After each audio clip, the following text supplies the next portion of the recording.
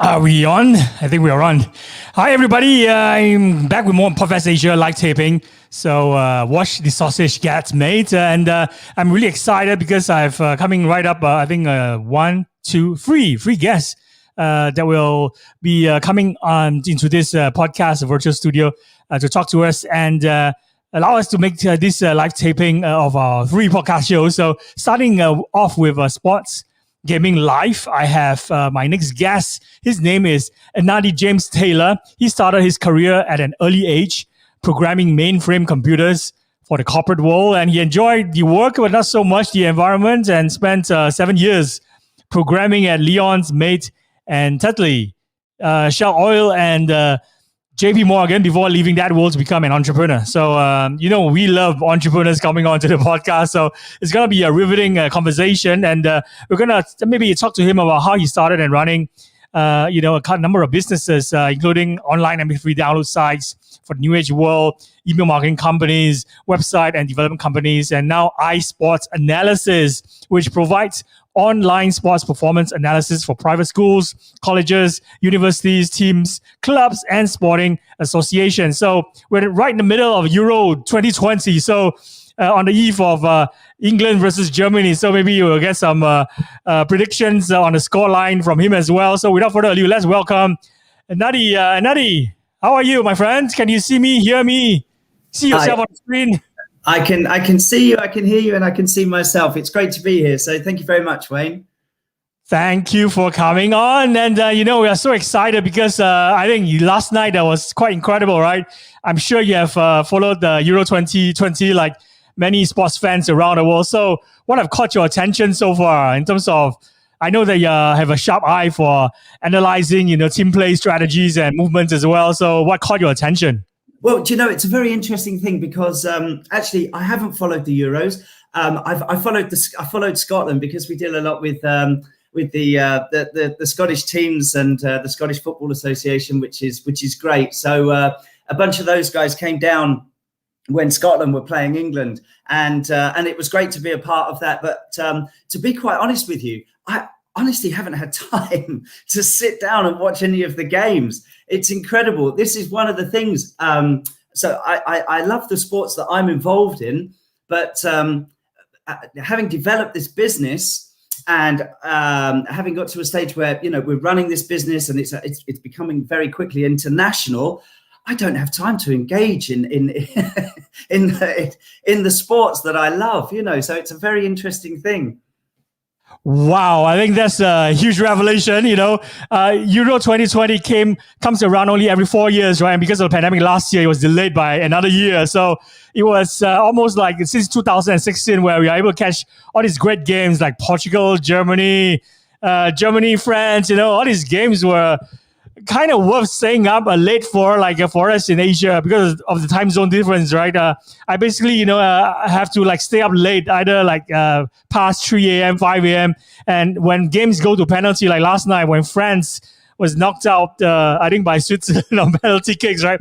I was still up, at 5:30 a.m. in Singapore. So I think definitely there are benefits if you don't follow it in an insane manner, football fans in Singapore like me usually do. So you definitely have more sleep than I do because you look great today. And I look like I need more sleep and rest. So tell us about what you do. I think this is a question that I always start all my program with in terms of your journey and how did you get started? And basically share with us your entire journey story. Okay, well, thank you. So I actually was bought a computer when I was very young. I was like 12 or 13, and really the rest, as they say, is kind of history. So I wasn't really interested in playing games on the computers. I was more interested in writing games that my brother and his friends would enjoy playing, and for me that was my fun. And by the time I finished school, I really didn't want to go to university. It was all there for me, but I just really didn't. And so basically I moved to London. I mean, it was quite a brave move, really, at 16 years of age. I moved to London and I just went to a job centre and there was a job in there advertising for a computer programmer. And I thought, great, I'll go for this. And I went for the interview, and it's a really funny thing because I was in the interview, and my time in the interview, this was at Lions Made in Tetley. The guy was talking to me in such a way that I was thinking, this is great. This guy understands me. Whereas none of my friends who weren't programmers didn't understand me on that particular level. My family didn't, etc., etc. What I realize now is when I look back on it, actually, this guy was grilling me, but I didn't actually realize that at the time. I was so enthusiastic and so, wow, this guy's asking me questions that he gets where I'm coming from, kind of thing. Anyway, needless to say, I got back home and got the job. And that was really fantastic. I was programming at a very high level in Lions Maiden and Tetley very, very quickly. And I was 16 years of age. I got to around my 20s, and I realized a lot of the people that were 10 or 15 years older than me were going contracting and earning lots more money. And I thought, yeah, great, I'll do it. You know, completely naive, really. Anyway, off I went and did it. And I spent 3 years, and I think I spent a bit more than 3 years, three and a half years at Shell Oil. I was also at JP Morgan programming their mainframes. And the thing for me, I think I've always been a free-spirited character, and I really love the work, and I still do. Actually, that part of what I do now is still my greatest passion, actually, is building products that people can use. It's such a great joy for me. But of course, in the corporate world, there are lots of constraints that I didn't really fit in too well with. And what was great is every company I worked for, I'd have analysts coming down going, Anadi, can you write a little program to do this? And can you write a little program? And it was great for me. I was like, yeah, great. And off I'd go. And after about 7.5 years of working in the corporate world, I realized with the advent of the internet, I could just go and do my own thing. And basically I did. And the only time that I worked for a company since that, leaving the corporate world, was I got invited to work at a video streaming company in 2006. And they were really cutting edge, and they were developing technologies for the corporate world, funnily enough, but for streaming videos at a time where it wasn't standardized and it wasn't easy, and people's laptops and computers weren't really powerful enough. And so it was all, you know, a juggling act. And I was meant to be there for about 3 months. I ended up being there for 4 years. But what that gave me was a really solid background in how video streaming works over the internet.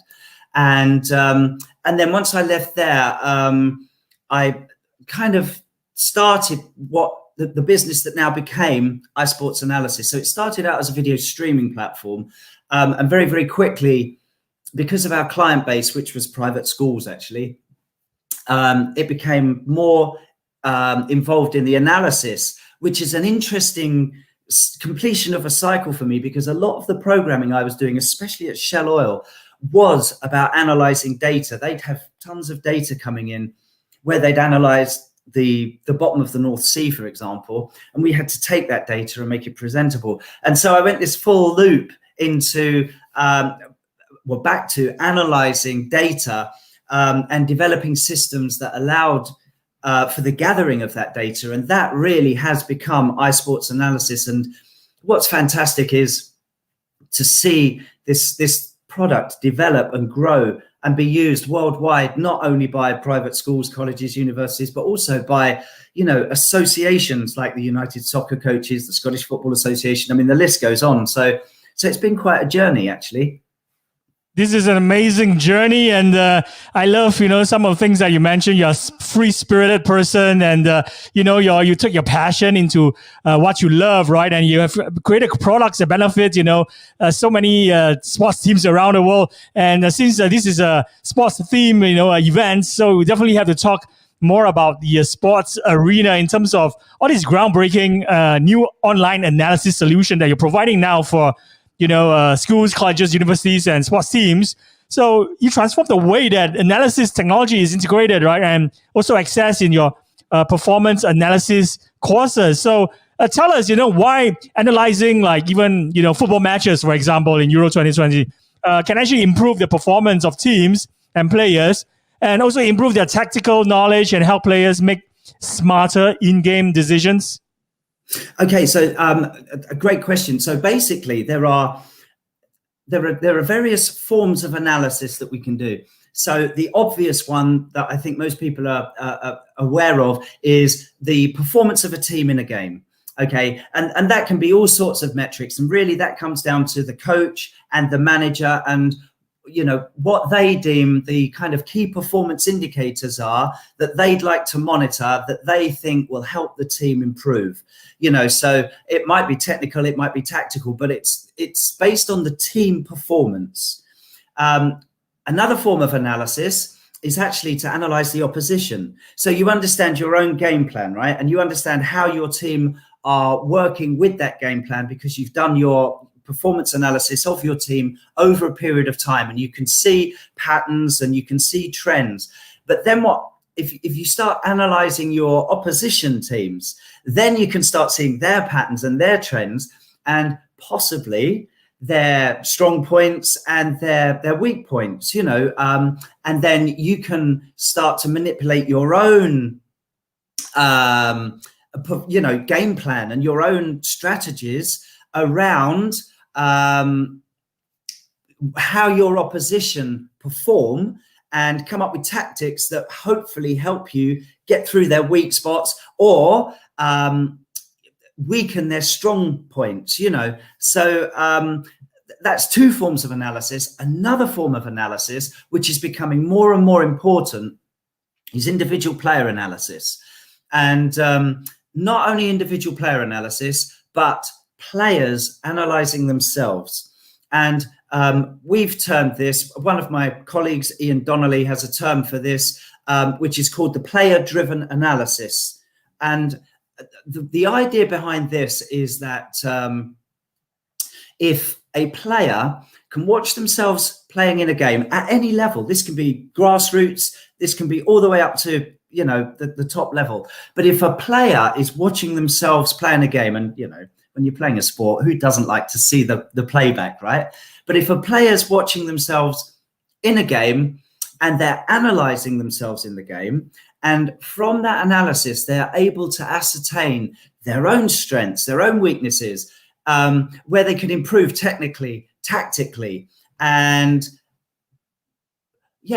just basically how they can improve their game. The retention of that information, because of the engagement that they've had with their own analysis, is incredible.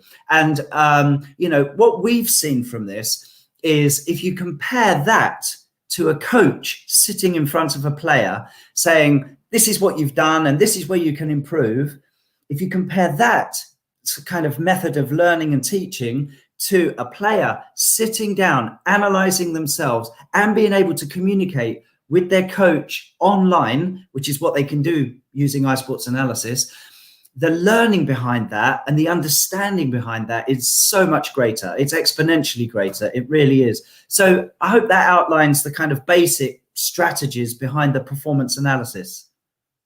I think, I've broken it down so succinctly clear for us. I think for someone, who's more like a layman, I'm more like a fan than actually someone who is very good, at analyzing gameplay, or even I'm not even like qualified amateur football team coach. So, but what I could hear, from your explanation is that I could basically tag players or even opposition players, right, in my video analysis. So if I'm going to assemble or upload video clips of my the most dangerous player in the Germany team tonight, for example, Kai Havertz, for example. And I'm actually able to upload all these clips and basically tag the player so that all these clips will get shown up in the platform, using algorithm, right? And it's enabling me to actually collate all this data and being able to show it or present it to my team of coaches or my players.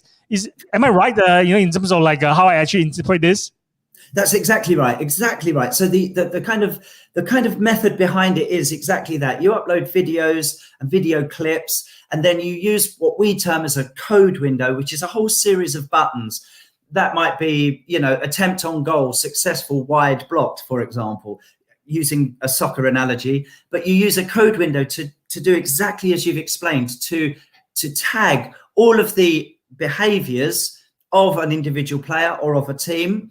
And then our algorithms kind of, they do take all of that data and they create very, very easy to understand and interactive reports. And by interactive, it means if a coach can see that there were, well, let's use the last example, 3 attempts on goal that were wide, he can click that metric and see those clips, which means that educating and understanding the game is educating the players in the game and understanding the game, what happened in the game, is immediate. You're not having to scrub through the video. You've got the metrics there. You can immediately click on them and see exactly what was going on. Yeah, so yes.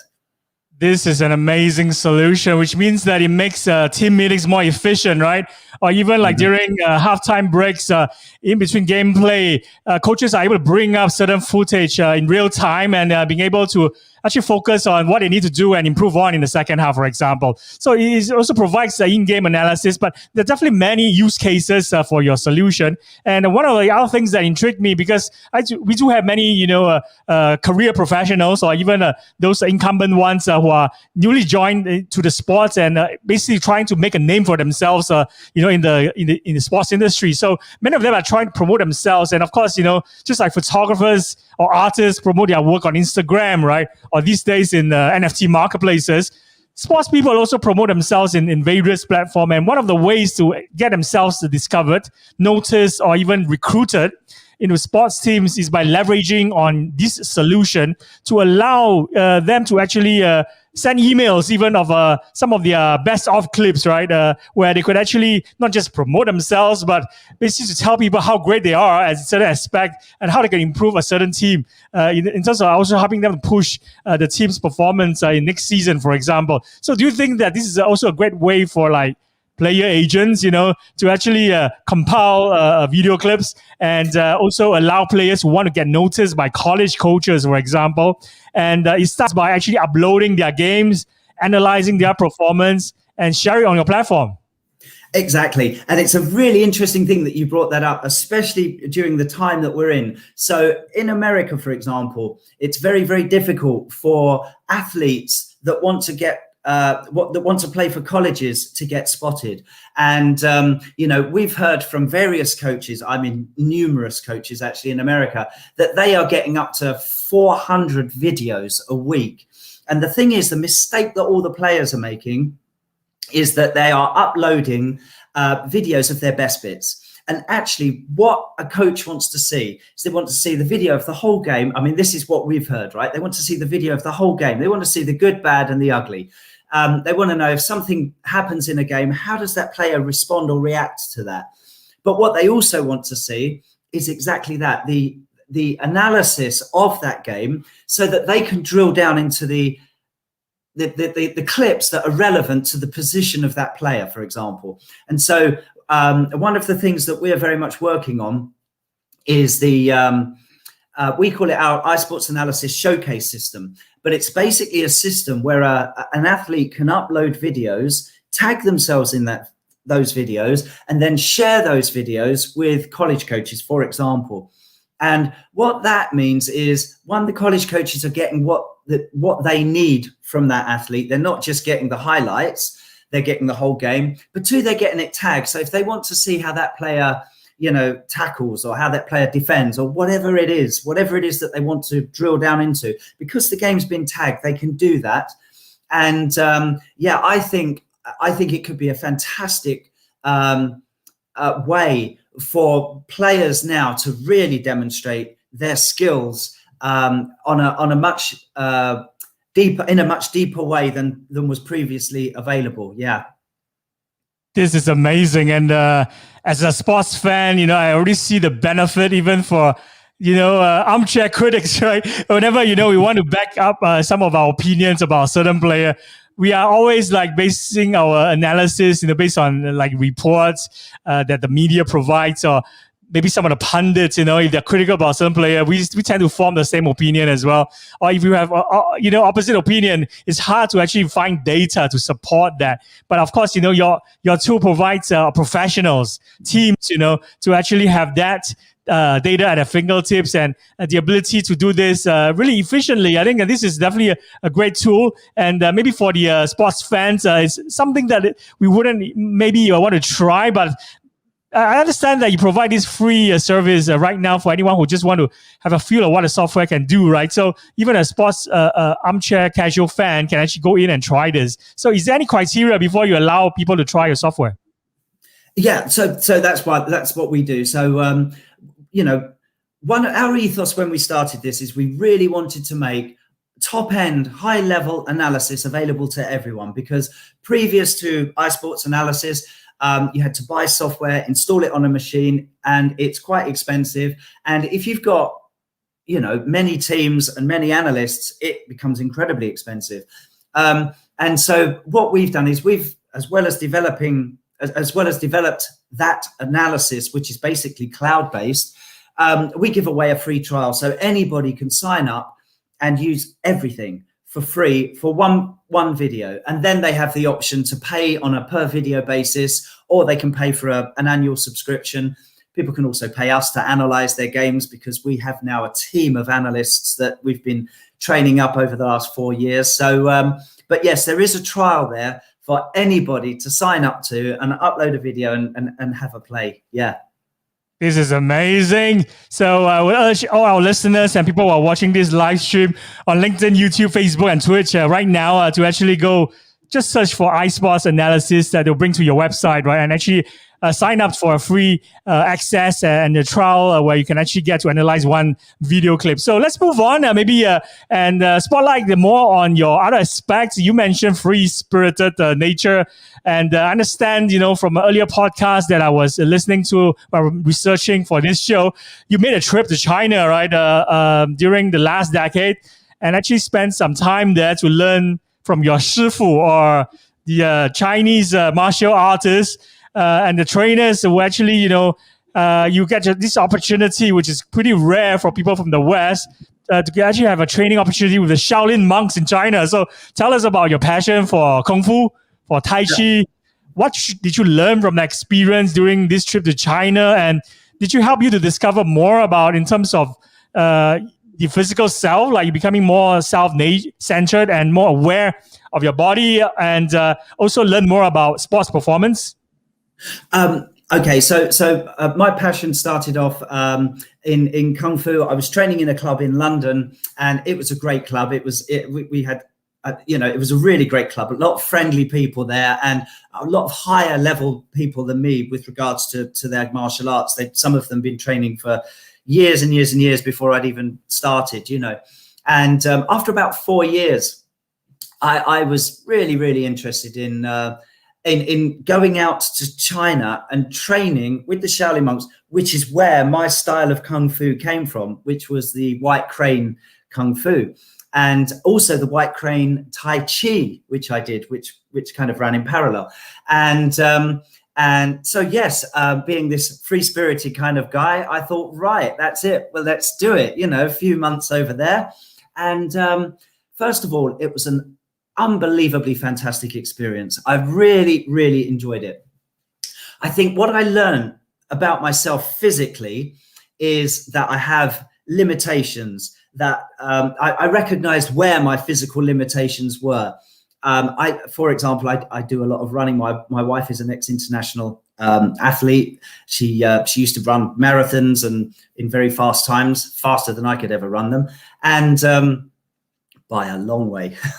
And her marathon time was almost my first half marathon time. It's incredible. Amazing. Yeah, 2:36 was her marathon time, her fastest marathon time, which is incredible. However, I do a lot of exercise, and I've always done a lot of exercise. But when I got to China, we were training from 5:30 in the morning till about 9:30 at night, which is a lot of training. And I got to a point where my body started to get fatigued from it, because I'm not one to train half-heartedly. I give 100% in basically everything I do.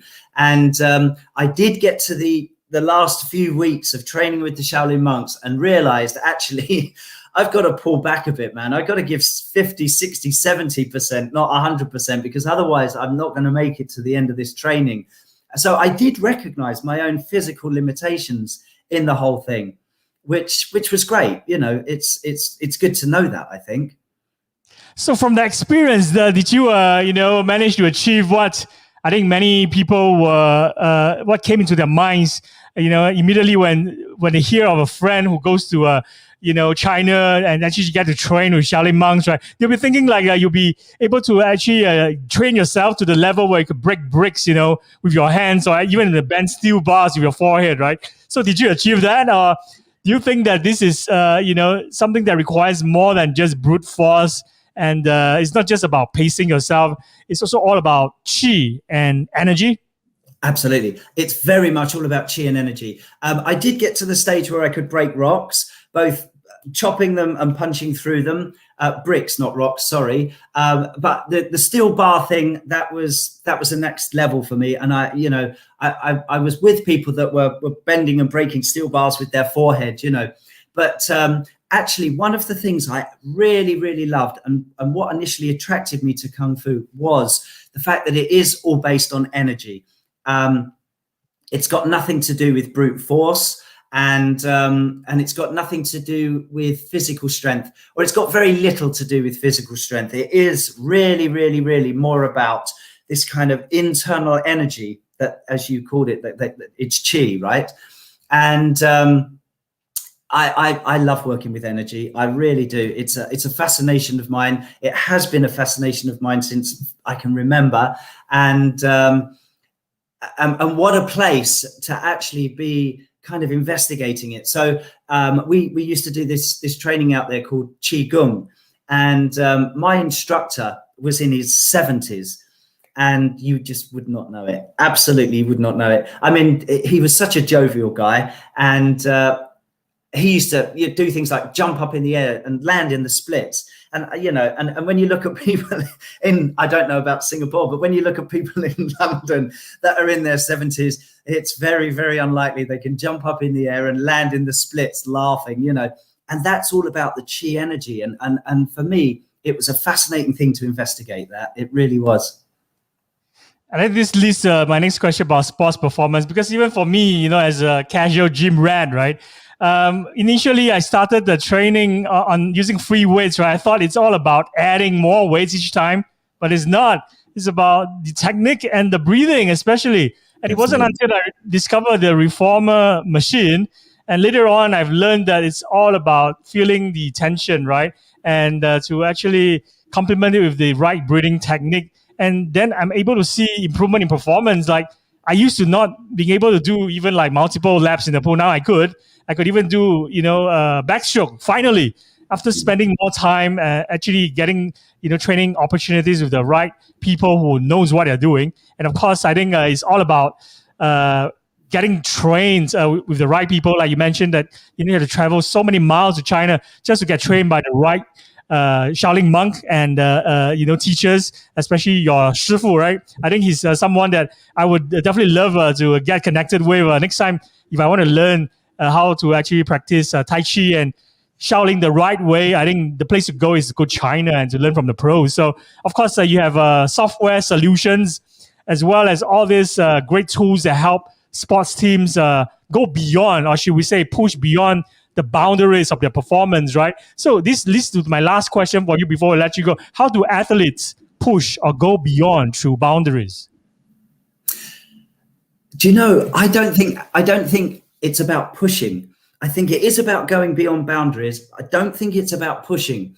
I think what happens, I've been somebody that's pushed and I've injured myself from it. And so basically I've come back, and this is one of the things I learned in China with knowing my physical limitations, is that I got to I came to a realization where it's about kind of stretching what you can do, but not actually kind of trying to break through it. Because what happens if you can stretch what you can do and you practice that, and then you stretch that a bit over time, you kind of expand on your limitations, basically.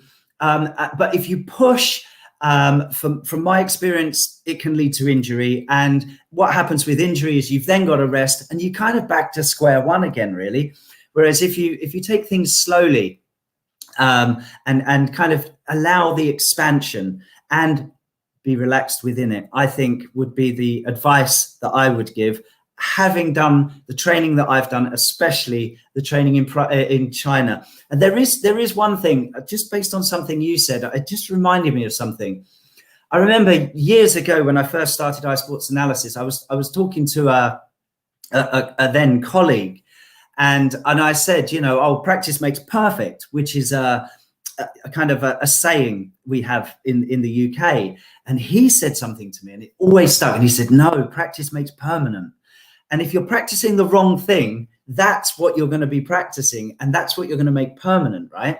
And that really kind of shifted something in my thinking with regards to how I view training and how I read the analysis and the stats, because it is, people can practice and practice and practice, but if they're not practicing the right thing, then it's not going to move in the right direction. Very well said, my friend. I think just like what people in Asia, we always believe in this philosophy, which is all about balance. It's not about overdoing something or just pushing beyond certain boundary. It's about sustainability as well. Yeah, it's about pacing yourself so that you could keep on doing what you love doing, which is sports. I think that's what performance and of course athletes and sports people they are very concerned with injuries. And a lot of time injuries came about because players are just stretched to the limit. Too many games. Maybe a coach is applying the wrong techniques. Maybe they don't have the right sports analysis tools, and just basically finding ways, to achieve better results. Doing it the wrong way. I think with data, with analysis, and your platform, you're providing this all-rounded solution for all these teams, coaches, clubs, sports colleges, and of course, all these organizations and even sports people to improve on what they're doing without just focusing on pushing through the boundary. So before I let you go, let's do a rapid fire speed round. So the rules are pretty simple. You just need to give me a really short and pithy response, maybe one sentence or two maximum. So are you ready? I'm ready. Let's go. What are your proudest life moments? Proudest life moments are the way I expand my life on a daily basis. What do you want doing less of in the rest of 2021? There's nothing I want to do less of because I kind of have shaped my life to do what I love to do. What do you want doing more of in 2021? Actually, if there was something I'd like to do more of, it's getting back to traveling, because we've been locked down and it's something that I miss. Your advice for sports people? Enjoy it. Have fun. Any future ambitions or side projects? No, I'm very, very interested in artificial intelligence. I'm very, very interested in cryptocurrencies. I don't really have the time to pursue them in the way that I'm able to continue pursuing iSports Analysis. But maybe one day I will be able to really, get into them. That would be a great thing. I'd really enjoy that. But at the moment, I'm loving doing what I'm doing. How can people reach you? They can reach me via email, also via the website, www.isportsanalysis.com, but also via email, Anadi, that's ANADI, at isportsanalysis.com. Fantastic. So Anadi is spelled with ANADI right here. And of course, the URL that you should go to, www.isportsanalysis.com, which is right here as well. So yes, you mentioned about cryptocurrency, blockchain, AI. I think it all connects together and tied with the metaverse. So I do have another podcast where it's about the metaverse, and we hope maybe next time we could maybe have you as part of a panel, and we can all learn from each other by appearing on a panel together to see how we can actually use all these great hardware that are now being rolled out by all the big tech firms like VR headsets, AR glasses, and perhaps you can even mesh some of those technologies or hardware into your sports software, and basically graduating this sports analysis to the next level, and helping sportsmen to improve on their performance by actually being able to get coaching or even data at the fingertips, right? And it's all about just combining all the great things that are going on right now in the universe, or we would like to call it the metaverse. So thank you so much for coming on to this podcast. And any last words or message for our listeners of this podcast we play on your AirPods or smart speakers later on? No, just have fun. That's it. Just have fun. And Wayne, thank you very much. It's been a pleasure. Thank you so much for spending 30 minutes of your time with us. I hope to see you very, very soon in real life, my friend. So please take care of yourself, take care of everyone over there, and send my regards to your partner as well, your wife. Yeah, I will do. I will do. Yes. And goodbye. Cheers. Thank you very much. Ciao for now. Thanks. That's Natty James Taylor, CEO of iSports Analysis. I have a few more guests who are waiting in backstage, but before that, let me just do a quick toilet break. I'll be back after these short messages, so stay tuned.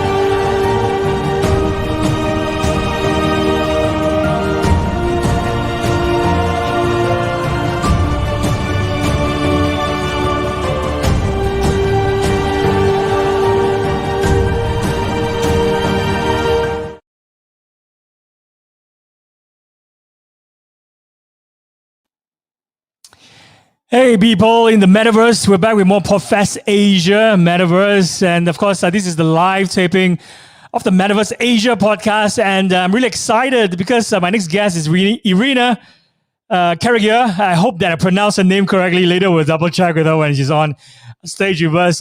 This is a short intro for her before we bring her on. She focuses on implementation of blockchain technology for businesses and on creating awareness of the importance of the Internet of Value.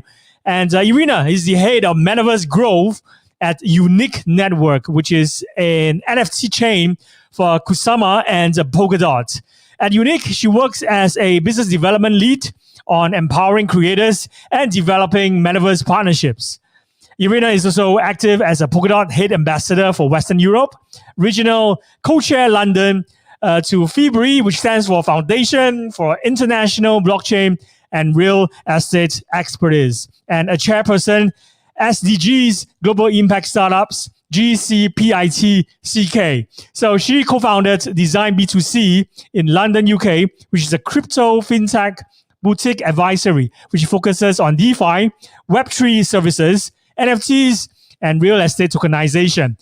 I think that's all we'll have time for in terms of introducing her. So without further ado, let me bring on my friend, Irina. How are you? Can you see me, hear me? Can you see yourself in the screen?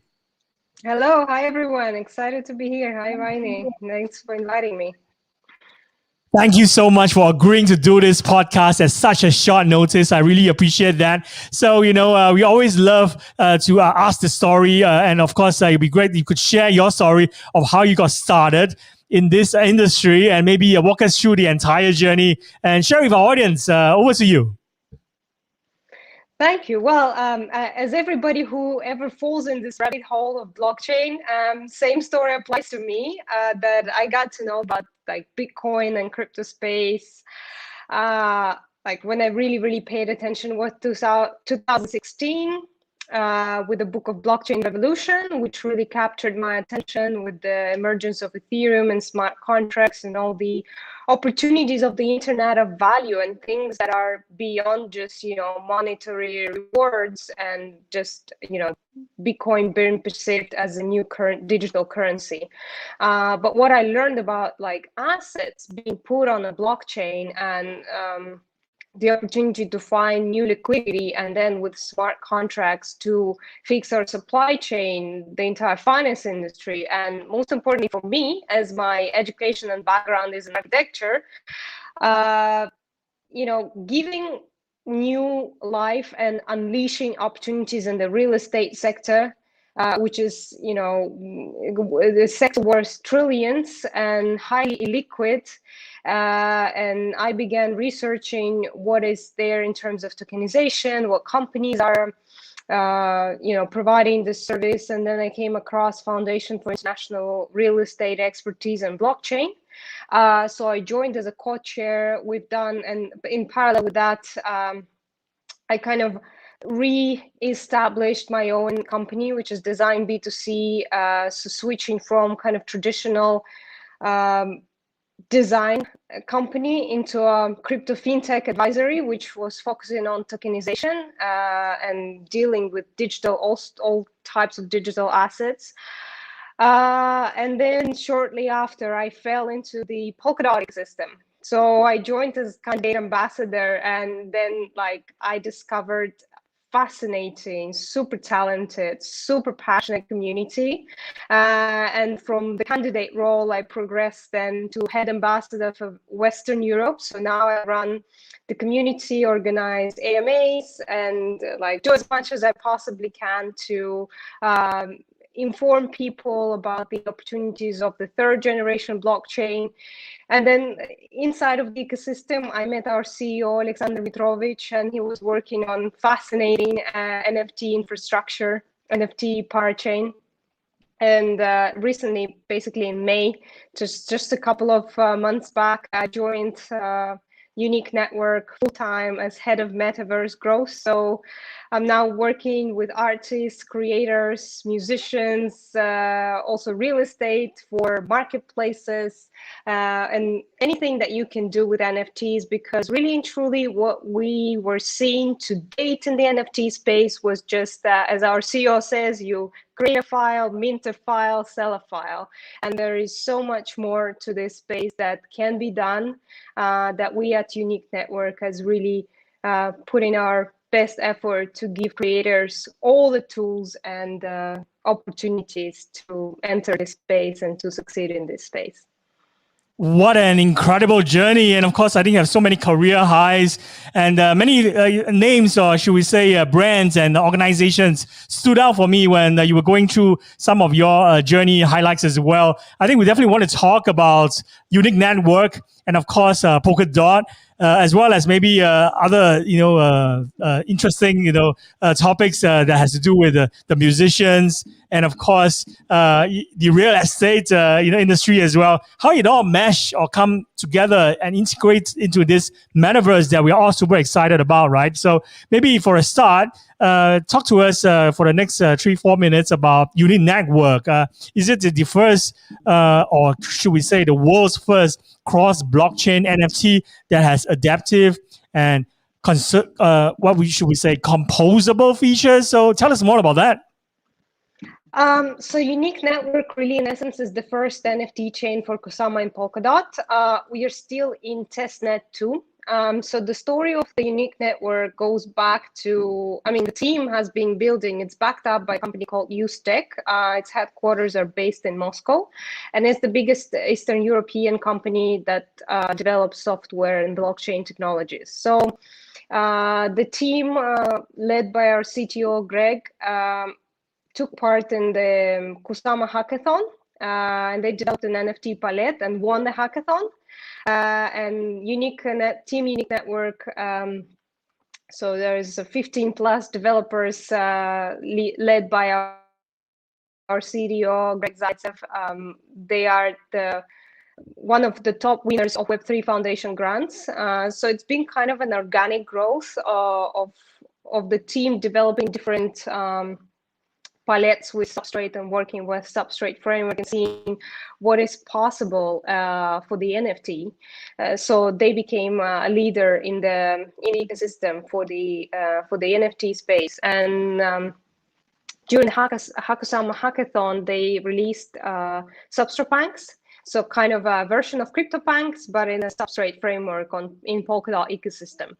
And it became really popular. People really enjoyed it and began trading it on our testnet marketplace. So from then on, the team kind of, listening to feedback from the community, began developing more and more features. So we've identified that there are some obstacles in the current space, like you need to pay for every action, high gas fees, users need a lot of blockchain knowledge. So traditional artists and even the digital artists who have never really dealt with the blockchain find it highly complex and they need a lot of support. Then in terms of gaming industry, blockchain games are really niche and there was no opportunity for scalability. So we've designed this two frameworks: basic functionality that we believe that basic tools for NFTs must be available for every creator, which includes minting, wallets, marketplace, and a gallery. And thanks to the capabilities of Ink Contract, which is a smart contract framework on Substrate, there are so many libraries and so many flexibility and tools available and developed by the Substrate community that led us to create advanced functionality framework, which includes flexible economic models, meaning that teams can create their own economy.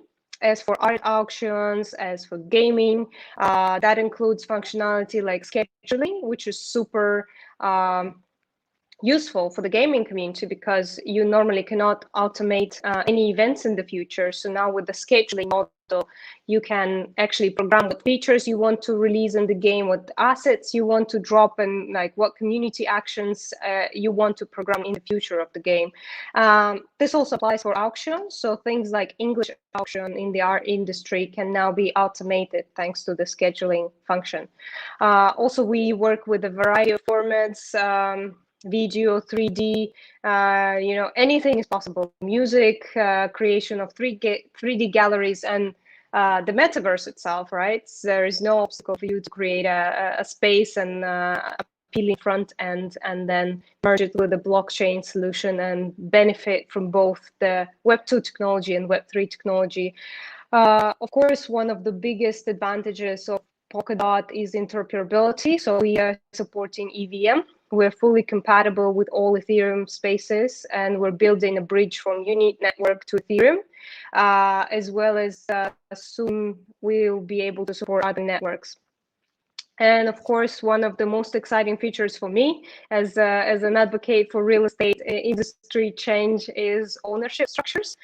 So you can exercise the bundle of rights that is, so to speak, traditional bundle of rights that can be found in any legal system. So you can exercise the right of possession, administration, exclusion, enjoyment, and disposition, and all that can be kind of automated and proved within the token framework of NFT. So you can sell your NFT, rent it, lend it, borrow, display, exercise the deed of trust or right to sell or act in some other way on behalf of the owner, as well as the administrator mode gives flexibility. So you can have an owner and you can have an administrator and play with those two characters and assign different functions to both. So there is so much more now to the NFT space, thanks to the interoperability, flexibility of Substrate frameworks, that really, truly, I'm very looking forward to the next 5 years to see what advantages can gaming industry and art industry really take from the tools we're developing. Because another thing that we're trying to embrace is full involvement of artists. So we want them to tell us what they want, what features they require, to work in synergy, in partnership, and create something new, create something that has not been yet developed in the space, shown, like say this Bitcoin disc. that you can exercise fractional ownership. Yeah, that's another possibility that in Ethereum space is called fractional ownership. We call it refundable mode. So you can, to give you an example, for instance, if a painting of the art of CryptoPunk, right? A CryptoPunk cost $1 million. You can divide it in 1 million pieces and say that each piece costs $1, and then you distribute it to your pool of investors or collectors, and then you can do exercise price discovery. So something that hasn't been possible because it's, how do you really find out how much your artwork costs in this digital space? So now it's possible with the fractionalization and also partial renting. This also applies for real estate, for any kind of certificates. So, anything that proves your ownership of any kind of asset can now be put on chain, tracked for the authenticity to prove your ownership, as well as, you can exercise any kind of rights, just like in the real world.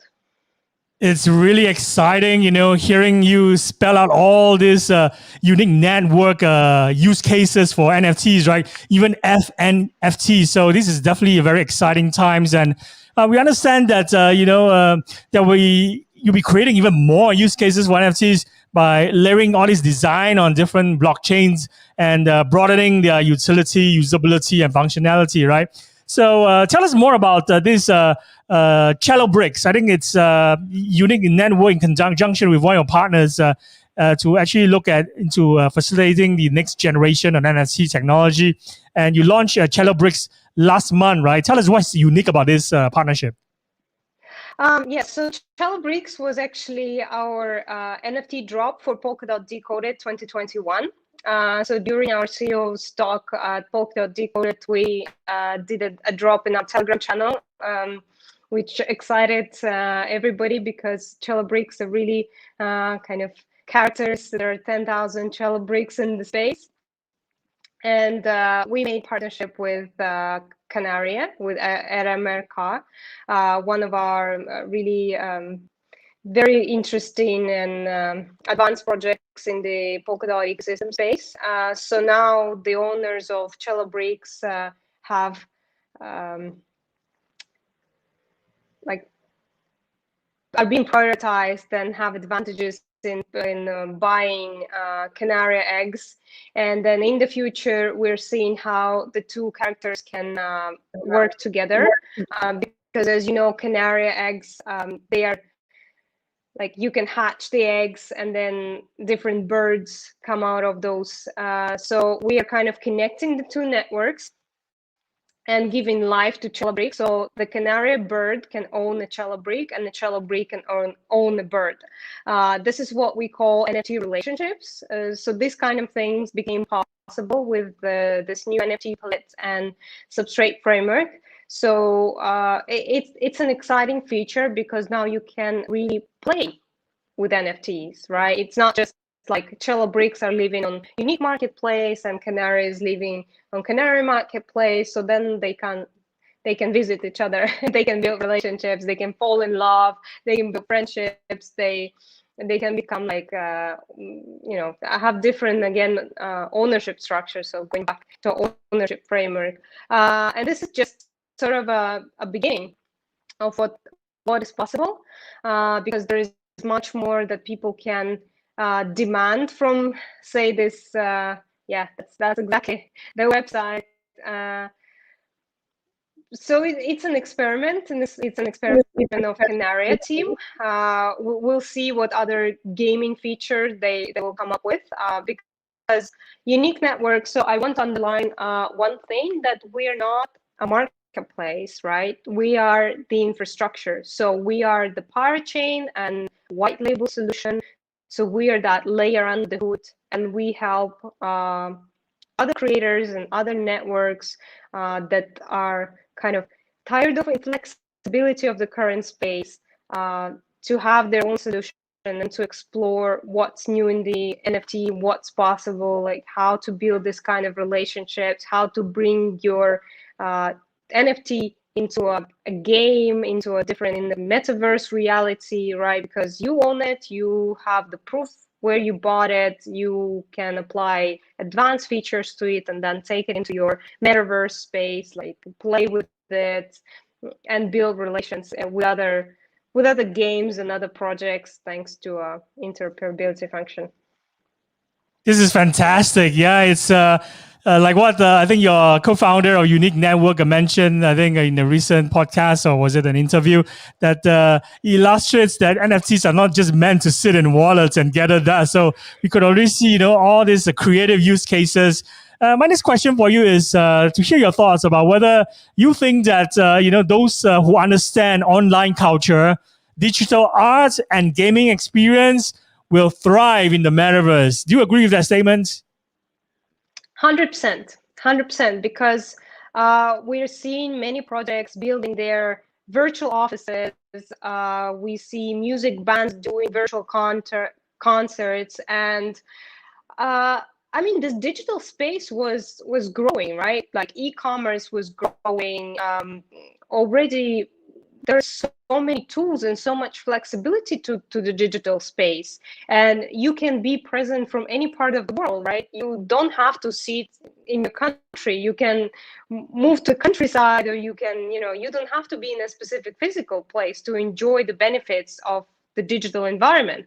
And fascinating thing for me is that you can try different outfits. So fashion brands can go there, and now because of the current world situation and our limited ability to move in the physical space, we can actually still pretty much blossom in the digital environment and do exciting stuff, like brands are launching digital collections. So now you can wear something from a newest designer collection and go to your metaverse workplace and do a conference on stage, or be the singer or a performer and public figure and give a talk in a wearing something different every single day, or showing off like your new office or your new house with spaces like digital lands and digital houses. I also always stress on the fact that this metaverse gave really new opportunities for architects. So just like back in the beginning of the 20th century, when avant-garde architecture blossomed, right? When architects in the Soviet Union could not build a lot of things, and they had paper to experiment with, and they were building paper models, and then all of that is still live, living in the museums, and we can see their experimentation and their thoughts and their ideas. And that gave birth to the modern deconstructivist movement. So we have been facing a lot of stagnation, so to speak, in the architecture. I love myself to talk because I come from that industry, and there was, it's expensive to go and build a building, and already with 3D tools like AutoCAD, like 3D Max, like all these tools, we really got the opportunity to test something before we bring it into expensive construction. So now the same happens in the metaverse, but better, because you can earn money. So you, as an architecture student, we saw already some examples of that, can build a building, sell it in the virtual space, or raise funds through like some auctions, and you can actually fund your research, your development, your creativity. And I find it fascinating because this emergence of new parallel digital economy is really great, because there is such big problem as unbanked population, as people, I'm sitting now, doing this podcast from Spain, developed countries, amazing infrastructure, fast internet, banking system is here, all the opportunities of the you can imagine. But there are people who are living in countries where they don't have access to the banking system, so they cannot fund their business initiative. They cannot get credit, they cannot get loan.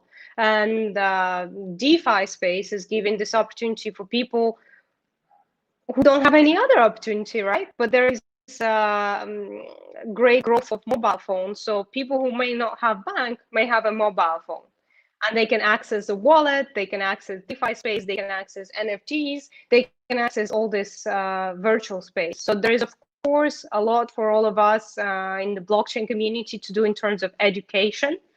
But to me, it looks promising. It really looks promising. I really see brilliant people in this space, with good intentions, with goodwill, good heart, and great ideas, like big ideas, bigger than life, and that excites me as well. It's amazing that you brought in the topic of DeFi as well, because we know that everyone loves to see NFTs to have the opportunity to actually utilize these NFTs in the physical world, and DeFi actually make that happen. Because imagine we could buy a house as an NFT and instantly borrow against the NFT using DeFi products with a 2 to 4% interest rate. So, what are your other views on how NFTs can find their ways into real estate? Because we understand that you also wear different hats. You're also the real estate, should we say, expertise foundation for international blockchain and real estate expertise, and you're the regional co-chair for the London branch as well. So tell us, where does this real asset really fit in? And we have seen so many virtual real estate sales already, right? So I think that the digital Mars house recently sold for $500,000. So there's a digital real estate Twitter page that is also selling like virtual properties, and digital real estate is so actively being bought and sold on virtual role-playing games such as Super World and all that. So as a passionate advocate of crypto and blockchain, is your answer to that a resounding yes as well? Let's say I have big hopes for the space. So exciting news announcement. Fibri just launched industry report, third industry report. So it's been a year of work for all of us in the Fibri organization to bring together expertise from around the world on what is happening in the real estate and blockchain space. So the report is available for free on the fibri.org website.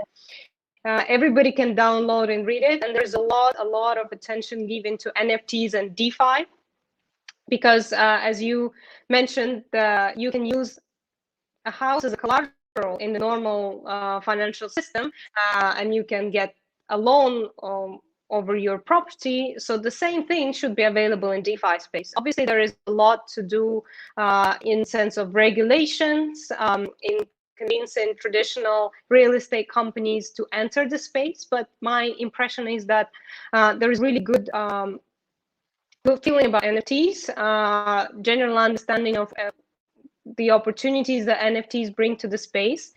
There is one project, Propi, that is launching its marketplace for NFTs, and they already announced that they sold the flat in Kiev as an NFT.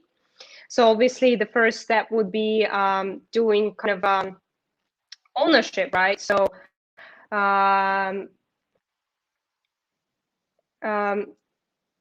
so ownership, certificate of ownership can be minted as an NFT, and any kind of paperwork really that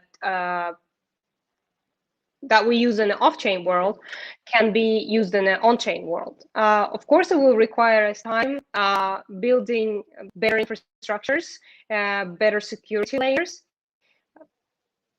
However, there is already a lot going on in this direction. And of course, for art will be the first industry, and already jumped in because it's really just logistically easy to deal with art pieces.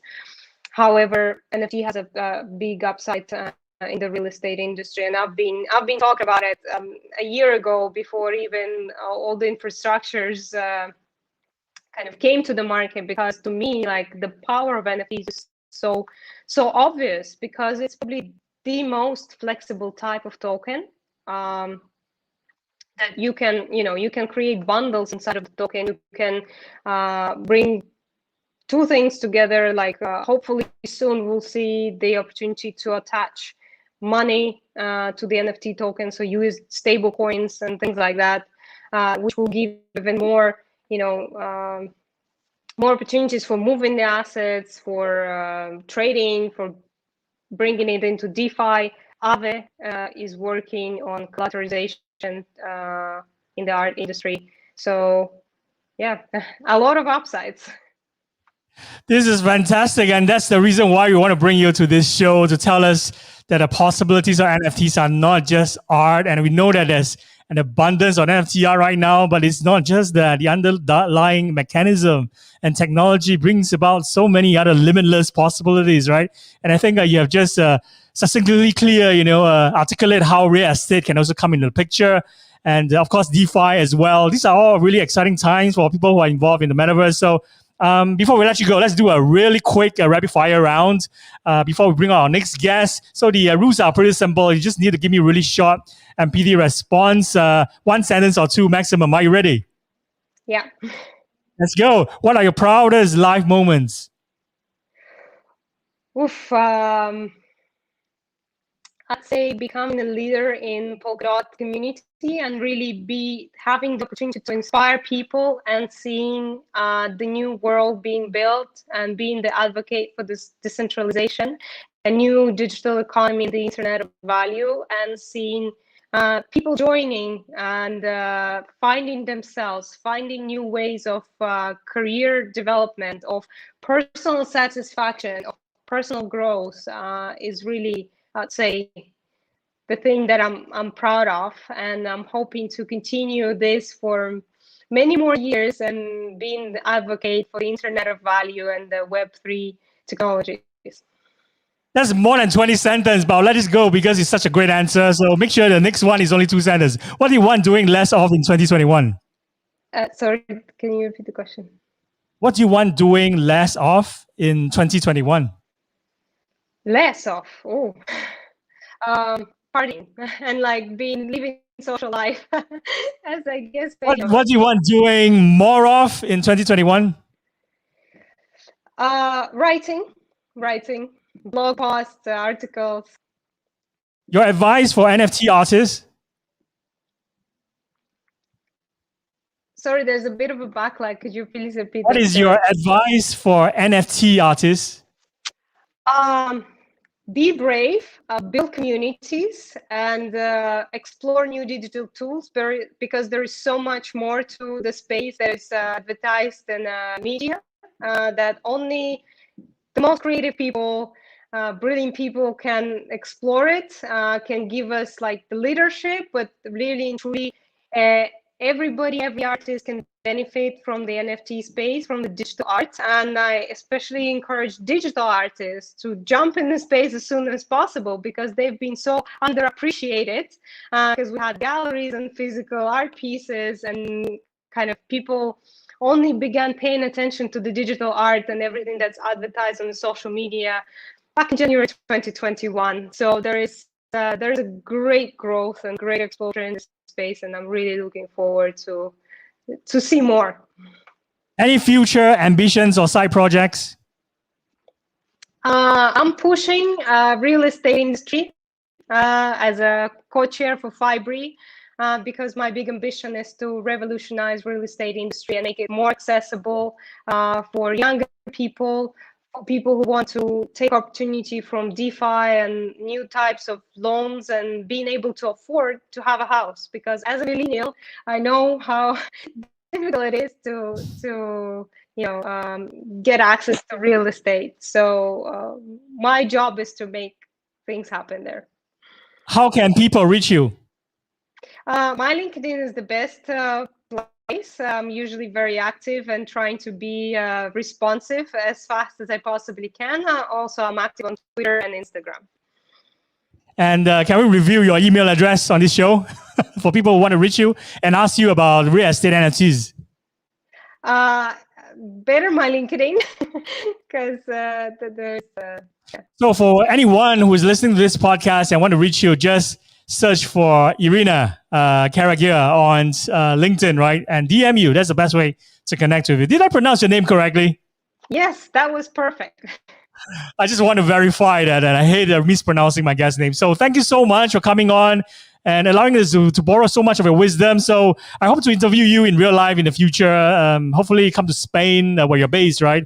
And catch some football games as well, because I'm a huge football fan, if you haven't noticed. So thank you so much for explaining the metaverse, DeFi, NFTs, real estate, and so many use cases of Polkadot and unique network as well. I really appreciate you, and I hope to see you very soon, my friend. So please take care. Take care of everyone over there. Goodbye. Thank you. Bye. Bye. That's Irina. I have another guest who's waiting patiently in backstage, and his name is Ron. So before I do an introduction, I'm going to just play this short clip and change our stage set for a little while and change the background to CMO Asia podcast, where we're doing live taping during this session as well. So just bear with me for 1 minute. We'll be right back.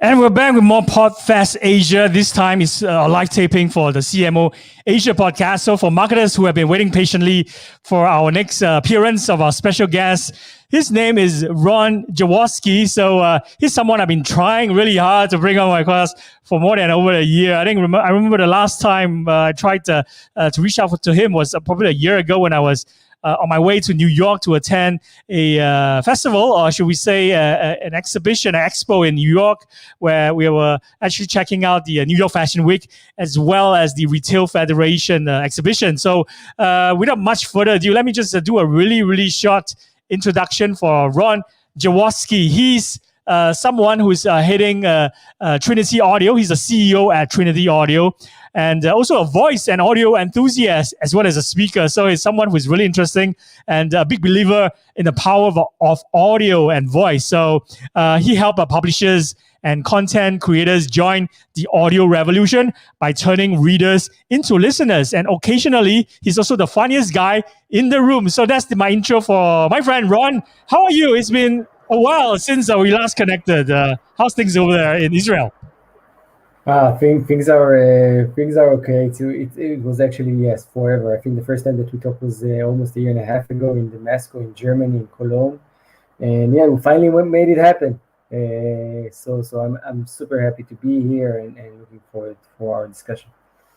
You got it right. I even forgotten the name of the event, and it was in Berlin, not New York, and it was the Mexico, right? And that was the place where we were supposed to either meet up and to do a in real life conversation and taping for our podcast show. But as the saying goes, the longer the wait, right, the better it gets when you finally come on. So it's great to finally have you here. So I've been so excited by the technology, and of course the feature rolled out by Trinity Audio. I've been doing some great things for not just brands and marketers, even podcasters as well. I think many podcasters are now venturing into publishing newsletters. And one of the great ways to actually get more engagement from the audience is to audiorize your newsletters, right? So the best way to do it is to actually include maybe one of your features. Tell us about Trinity Audio and what are some of the possible use cases for not just brands, marketers, but even podcasters. Well, I think I would say that Trinity Audio started as a need, as an actual need for me when I was basically going down, reading an article when I was going down the elevator and entered my car and thought to myself, why I can't listen to an article I just started reading. So this is where I would say the eureka moment started. And I guess that, if it's a need for me, it's not only a need that I specifically for me, but many readers across the globe need to have the option to listen in ease to the content they want to consume. So this is actually how it started 4 years ago as an idea, and where we are today, we the solution is much more vast, as you said, like solution for newsletters, for example, distribution of content to different audio platform, whether it's, I don't know, Google Podcast or Spotify, whatnot, having the content being distributed for smart speakers, monetization option on top of uh, on top of all the product layers, whether it's advertising or subscription. So I think there is something for everyone. We are working heavily on the publishing media landscape. Textual content creators that turn their text into audio is definitely the first use case, but we have also a lot of brands that are working with us because they want to have their blog accessible in an audio form. We have podcasters that have a lot of textual content. They want to have it also in an audio form. They want to distribute it. They want to manage it in different format and create a different way and different channels where their listeners can consume their content. So there's a bit for everyone.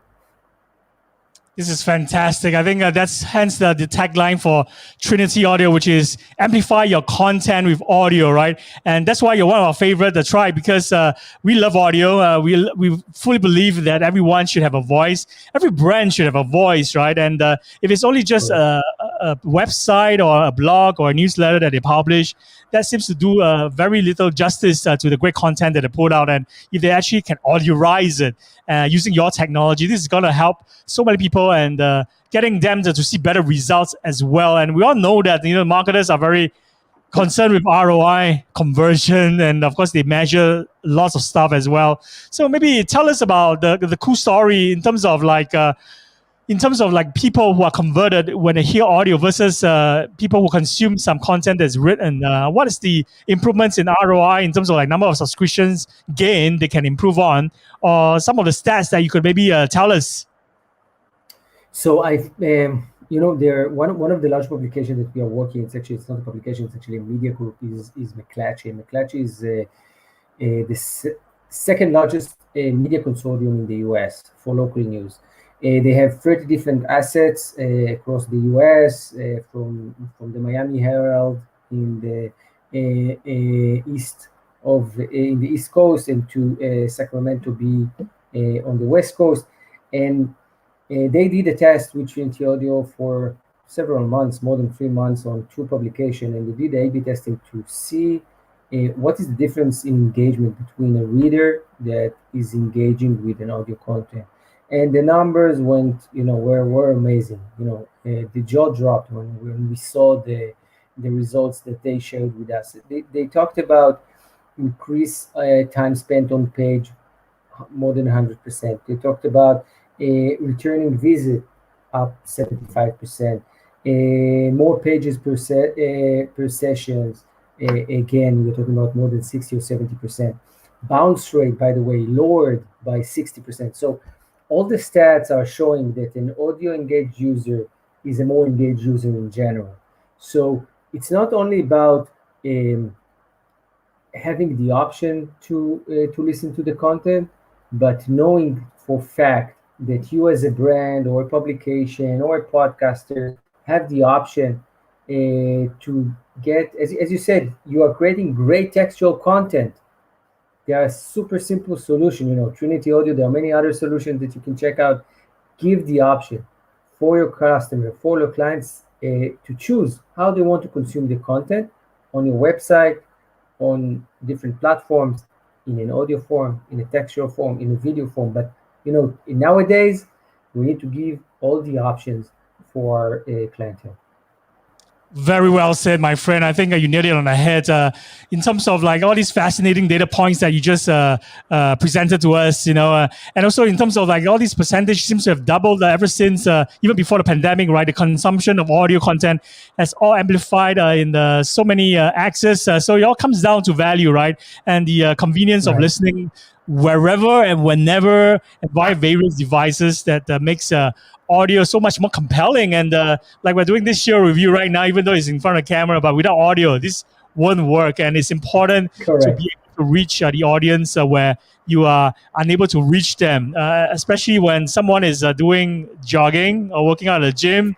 It's impossible for them to read anything. Sometimes it's even impossible to read on a moving bus or train, right? So audio is definitely the way to go. So tell us about, backing up a little bit about your journey as well. We're always very interested to know about the journeys of tech founders, CEOs, people who run successful companies. Like, how did you get started? And maybe tell us about your journey story and how has the journey been for you so far? So I think well, that's a tough question. I think, look, it's up and down. You have the days when you wake up in the morning and you say, well, I'm going to be a unicorn, and then the next day you wake up in the morning and say, well, I don't know what I'm going to do. But this is, I guess, this is the roller coaster of being an entrepreneur. I think that one of the most important things is having the right team, and I do thankful for. I have 3 more. Partners with me that are, each in his own dimension, one in product, one in operation, one in on the tech side, that we really support one another. And I think the journey of the 4 of us together in these companies is an interesting journey of, on one end, of entrepreneurship, of business, friendship as well. So I think this is one thing that is definitely important, the people that you are with. Because at the end of the day, they are the ones that need to lean on you, and you need to lean on them to make it happen. And I think that if I would talk about audio, I think the first time I started, when I had the eureka moment, a month later, I flew into a publishing conference and I showed an example of what the idea that I had in mind to publication. I'm talking like USA Today, and other publication, large publication, and I showed them, and they didn't really understood what I'm talking about. I'm talking about 2017. But I said, something, I believe in it. I'll do it anyway. Even everybody thinks I'm the weird guy in the room. And when things are evolving and you create more value for the product, and people are starting to understand what you see 4 years ago, they understand it now. It's so reassuring to see that that what you believed in is something that at the end of the day people say, okay, yes, that's have value. We need that solution that definitely worth our while. And I would say that the last thing is in general is passion. And throughout all those 4 years actually, I think that the thing that drove me all the time is the fact that I'm passionate about what I'm doing, and I'm passionate about audio, and I'm passionate about voice, and I'm passionate about AI, and all of that together push me forward all the time to make sure that I'm not saying in the bad days, I'm not saying that enough is enough. I'm not quitting because there's like the internal fire that just keeps me moving on.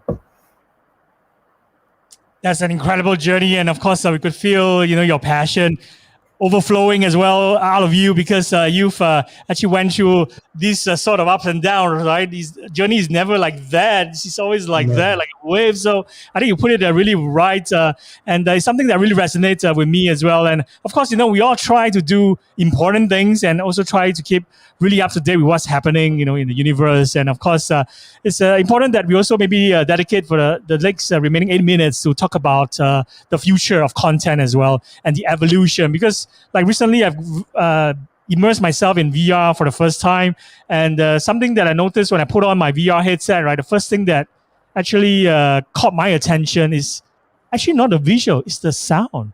The audio seems to be even better on VR headsets, because I think it comes with many technologies that are built in as well. I think spatial audio, I think it's just one of the technologies that are out there. But when you move around or you traverse around the virtual world, right, the sound moves with you as well. So you're hearing things when you move left and right. So I just want to get your predictions on this evolution and the future of content. You see more audio content makers or creators moving into spatial audio or moving into some other forms of audio and combining it with parts of the metaverse, because everything is tied in right now with VR, AR, with a mixed reality, and all the hardware producers like even Apple. Definitely, they are coming out with AR glasses end of this year, and they have also invented spatial audio. What do you think, and what are your predictions? Whoa. Okay, so I'll say a few things. I'll say in regards to the place where Trinity Audio is heading, we are planning to basically be the go-to platform in regards to consuming textual content in any shape and form. Meaning, and just as example, I don't know, 2-3 years from now, you are getting into your Tesla or whatnot, activating the multimedia, and you'll have all your relevant subscription, whether it's for the New York Times, the Miami Herald, or I don't know, some sort of a magazine which is related to one of your hobbies. And Trinity Audio will be there to generate a relevant content flow that suits your need.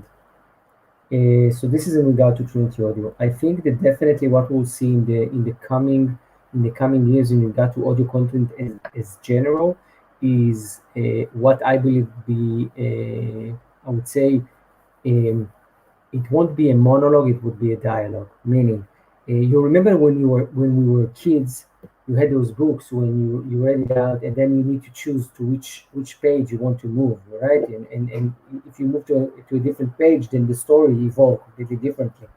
And I think this is what we'll have with audio. We'll have a story in our ears, but we'll interact with the stories using our voice. And the journey will change with our interaction. My guess is there will be some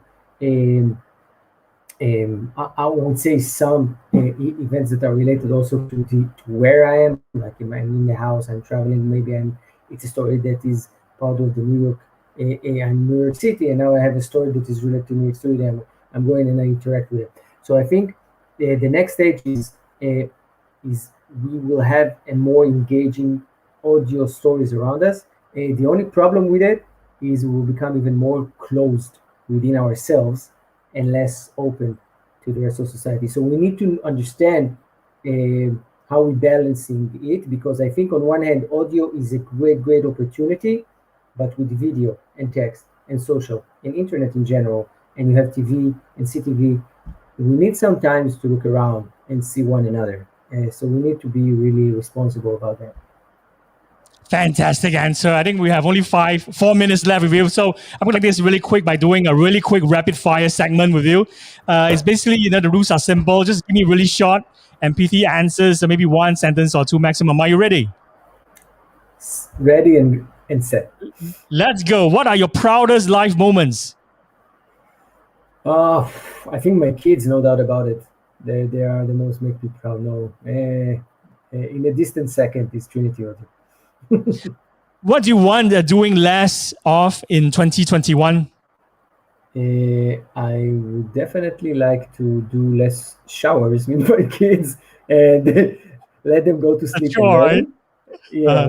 Reading them a story and then off you go, and not more than that. That's definitely something I would like. And typical answer from a typical dad. Just like me. What do you want doing more of in 2021?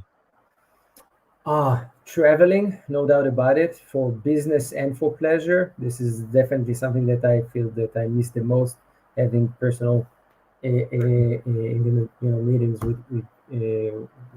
folks around the globe.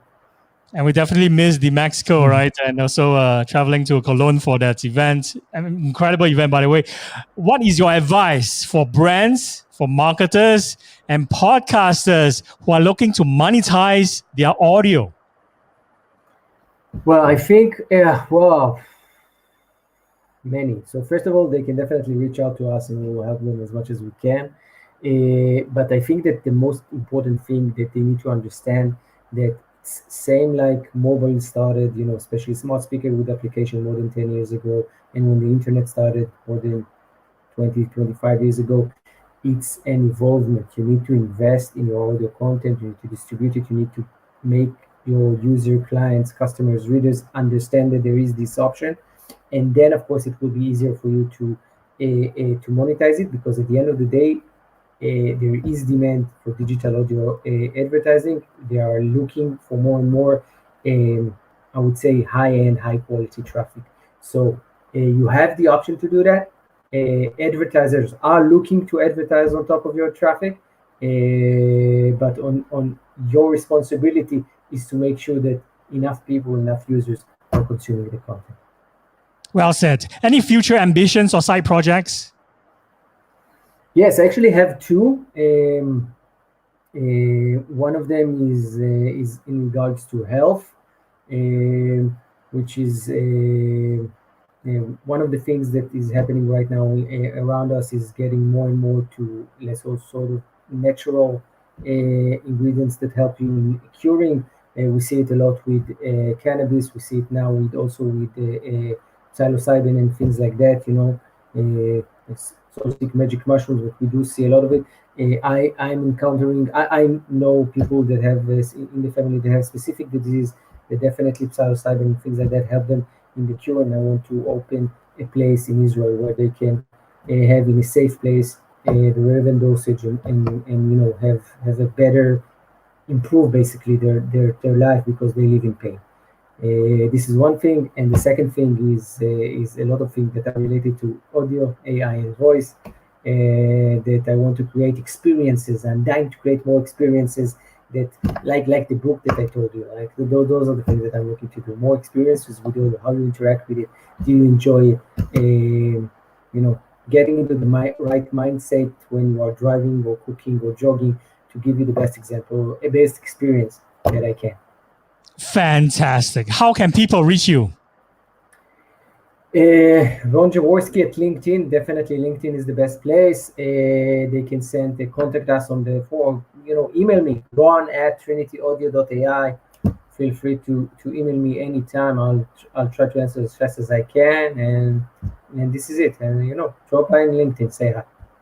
Fantastic. I have to say it twice because for any brands, marketers, even podcasters who want to monetize your audio, do head to their website and reach out to Ron, trinityaudio.ai. That's the website, the go-to place. And thank you so much. Any last words or messages for our listeners who are, of course, replaying this podcast on their AirPods or smart speakers later on? The revolution is heading forward, and there's a lot of exciting thing on the way. And keep on listening. This is what I can tell you. Keep on listening. And on a positive note, I super appreciate you for coming onto this show, and it's great to finally get connected. And I hope to see you in real life, hopefully in Berlin or Cologne in the near future. So I'll see you again, and please take care of yourself and take care of everyone over there in Israel. So goodbye. Thank you very much. Take care. Bye-bye. Bye, Ron. Cheers.